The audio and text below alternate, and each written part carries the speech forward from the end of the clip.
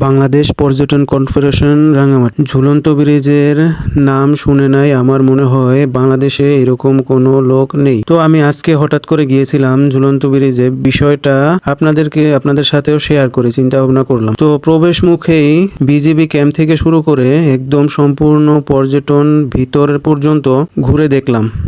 জনপ্রতি 20 টাকা প্রবেশ মূল্য, একবার ব্যবহারের যোগ্য।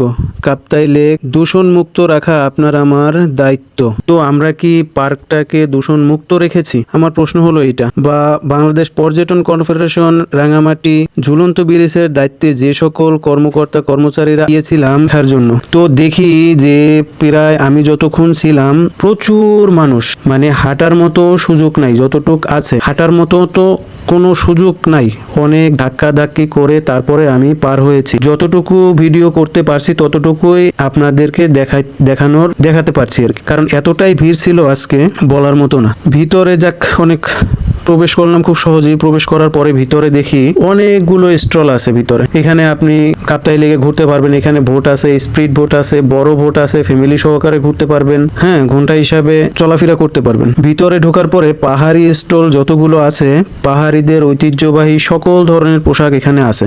দুঃখের বিষয় হলো পাহাড়ি প্রত্যেকটা স্টলে পাহাড়ি মেয়েরা আছে, এরা খুবই সুন্দর এবং স্মার্ট। সম্পূর্ণ স্টল ঘুরে দেখার পরে দেখি যে এতগুলো দোকানের ভিতরে শুধু একটি বাঙালির দোকান পেয়েছি। আমার কাছে এতটাই খারাপ লাগছে যে এতগুলো স্টলের ভিতরে শুধু একটি বাঙালি মেয়ে।